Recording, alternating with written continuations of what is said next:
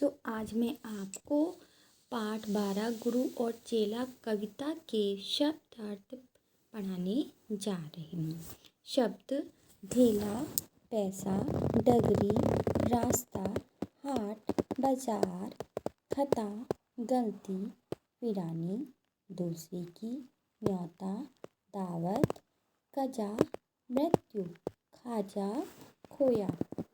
अब आइए इसके वाक्य प्रयोग करते हैं। ढेला: मैं तुम्हें एक ढेला नहीं दूंगा। खता: इसमें मेरी क्या खता है। खुश: आज मैं बहुत खुश हूँ। मशक: मैंने बाजार में मशक देखी। शरारत: तुम्हें क्या शरारत सूझी।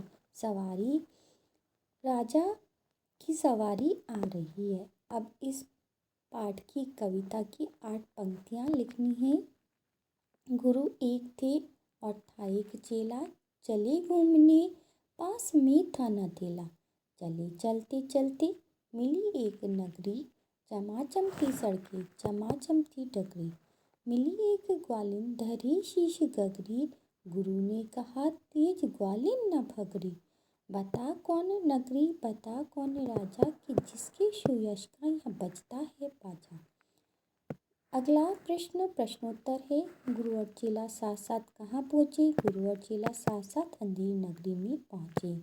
प्रश्न नंबर 2, अंधेर नगरी में टके सेन में क्या क्या मिलता था। अंधेर नगरी में टके सेन में सब्जी, खोया, हलवा, ककड़ी, खीरा सब कुछ मिलता था। गुरु चेला क्यों झगड़ने लगे। गुरु चेला फांसी पर चढ़ने के लिए झगड़ने लगे।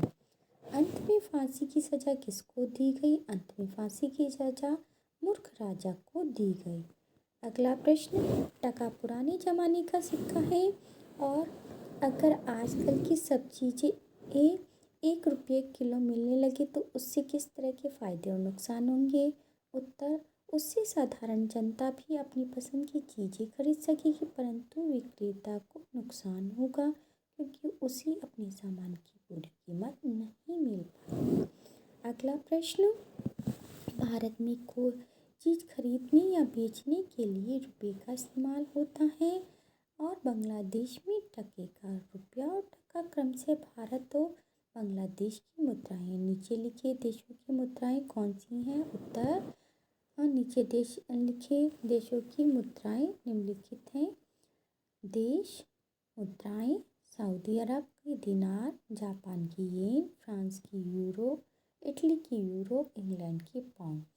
अगला प्रश्न, कविता को ध्यान से पढ़कर अंधेर नगरी के बारे में कुछ वाक्य लिखो।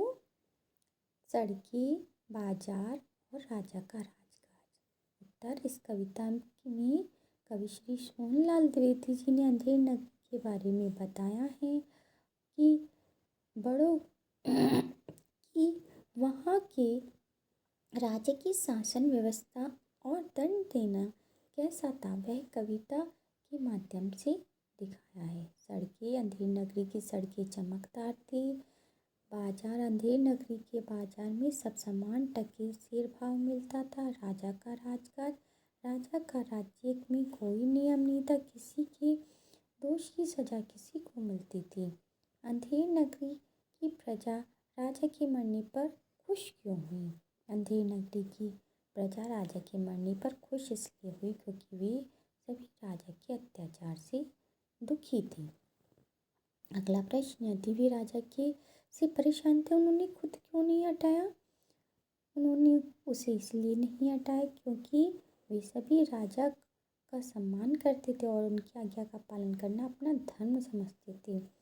अगला प्रश्न, गुरु का कथन झूठ होता नहीं है। इसमें पहला वाला, गुरुजी ने क्या बात कही। गुरुजी ने कहा कि जो इस मुहूर्त में फांसी पर चढ़ेगा वह चक्रवर्ती राजा बनेगा। दूसरा, राजा यह बात सुनकर फांसी पर चढ़ गया और तुम्हारे विचार से गुरुजी ने जो बात कही क्या वह सच थी। नहीं, यह बात गलत थी। गुरुजी ने यह बात अपने शिष्य की जान बचाने के लिए कही थी। अगला प्रश्न, गुरुजी ने यह बात कहकर सही किया या गलत। गुरुजी ने यह बात कहकर सही किया क्योंकि यह बात प्रजा के हित में थी। आइए इस पाठ की रिक्त स्थान करते हैं। आंधी के कारण पेड़ से पटापट फल गिर रहे हैं। आज रहमान ने चकाचक सफ़ेद कुर्ता पजामा पहना है। अगला, हंसा अपना सारा काम फटाफट कर लेती है। उस फुक्कर ने झटपट